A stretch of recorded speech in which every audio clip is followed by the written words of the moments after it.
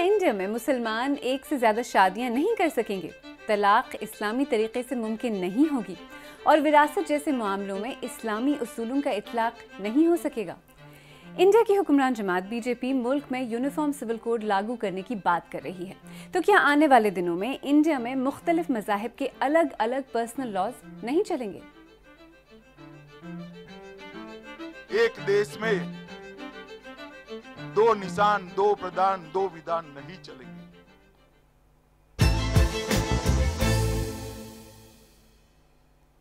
मेरा नाम आलिया नाज़की है और आप बीबीसी उर्दू का प्रोग्राम सैरबीन देख रहे हैं।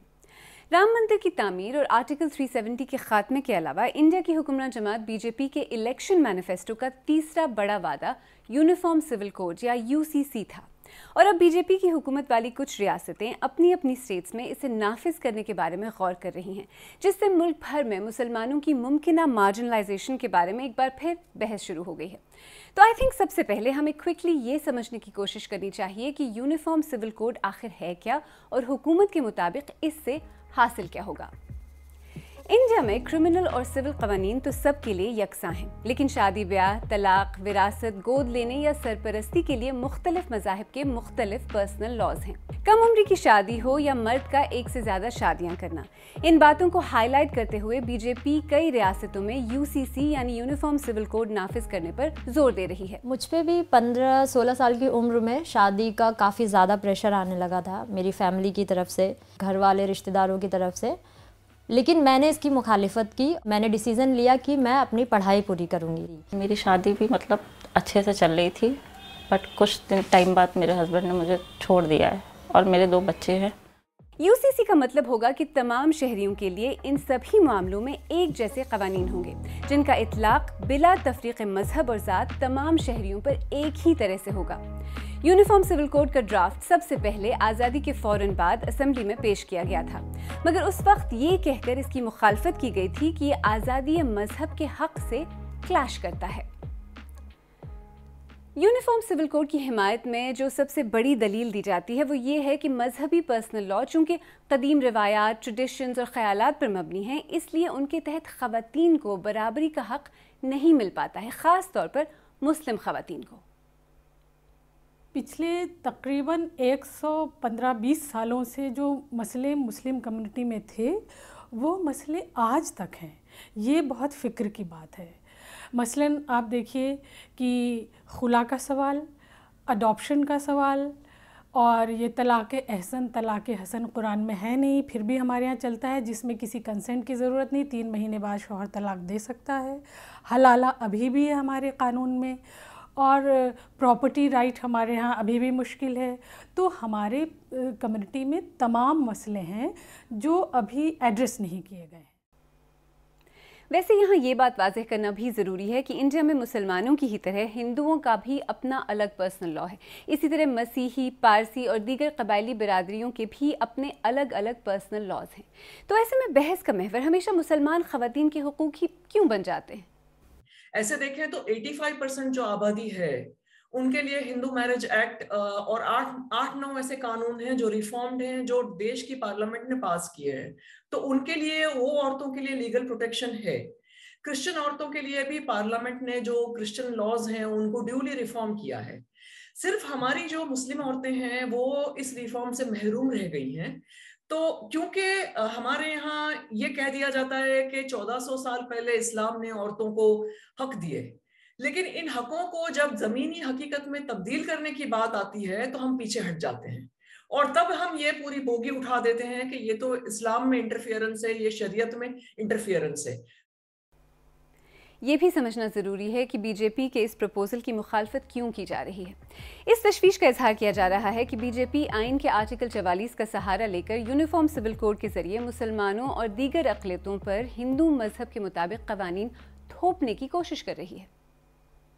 कोई शुबा नहीं है कि मुस्लिम पर्सनल लॉज को चेंज करने की ज़रूरत है, मगर सवाल ये कि कैसे तब्दीली की जाए, उसका क्या प्लेटफॉर्म होगा तब्दीली का।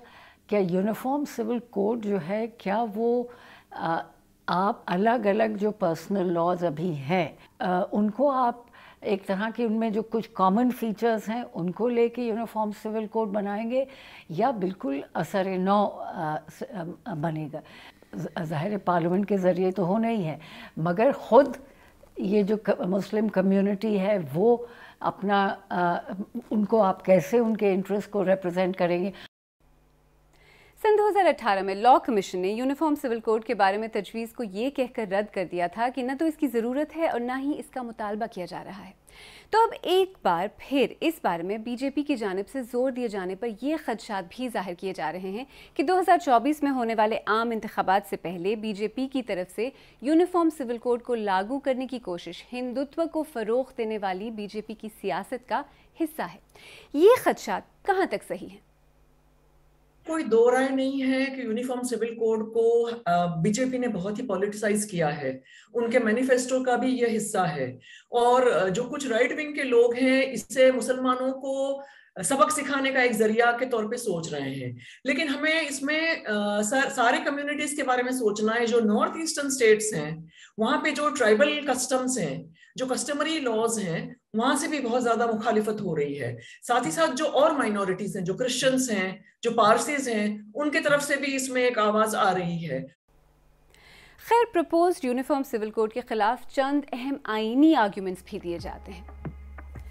यूसीसी का तस्वुर इंडियन आइन के आर्टिकल 25 और आर्टिकल 26B से मुतसादिम है, जो किसी भी शहरी को अपने मजहब पर अमल करने और मजहबी मामलात में आज़ादी की इजाज़त देता है। इंडिया में ऐसे शहरियों के लिए जो दूसरे मज़ाहिब से ताल्लुक़ रखने वाले शहरियों से शादी करना चाहते हैं, पहले से ही सेक्युलर क़वानीन मौजूद हैं, जैसे कि स्पेशल मैरिज एक्ट, जिसके तहत कोई भी किसी भी मजहब के शख्स से शादी कर सकता है। इसके अलावा गोद लेने के लिए भी जुवेनाइल जस्टिस लॉ मौजूद है, जो किसी भी शहरी को मजहबी पाबंदियों के बगैर अडॉप्शन की इजाज़त देता है।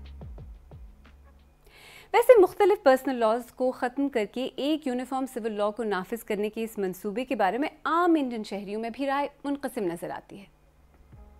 मैं ये मानती हूँ कि पर्सनल लॉज बायस्ड है, जेंडर बायस्ड है, क्योंकि मर्दों ने ही स्क्रिप्चर्स पढ़े, उनको इंटरप्रेट किए, लॉ बना दिया। तो वो जो बायस है वो काफ़ी ज़ाहिर है पर्सनल लॉज में, लेकिन उसको ख़त्म करने के लिए I don't think uniform civil code भी अ बेटर ऑप्शन।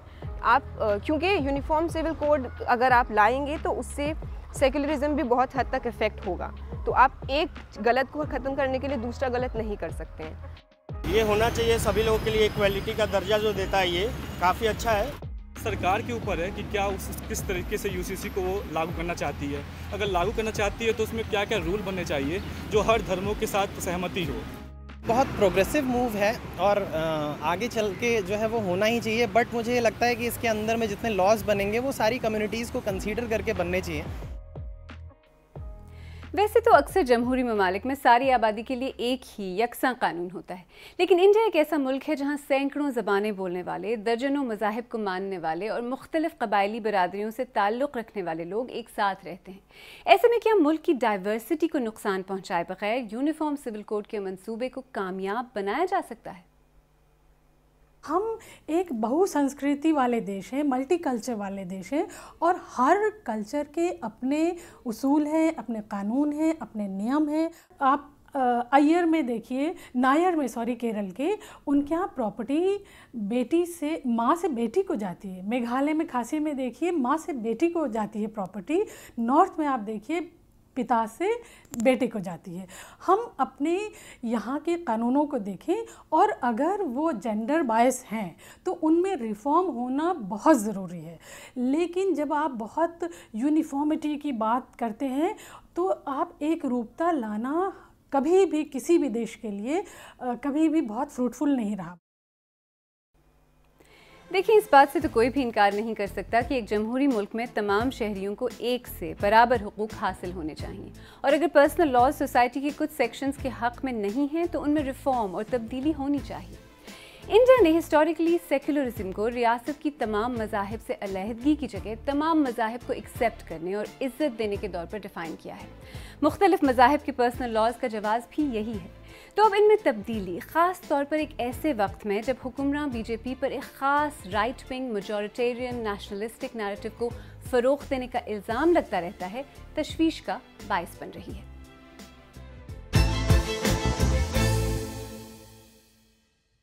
अगर आपको हमारा प्रोग्राम पसंद आया तो हमारे YouTube चैनल को सब्सक्राइब करें, बेल आइकॉन पर क्लिक करें और प्रोग्राम का लिंक अपने दोस्तों के साथ शेयर करें। और आप सरबीन की पुरानी किस्तें देखना चाहें तो यहाँ क्लिक करके भी देख सकते हैं।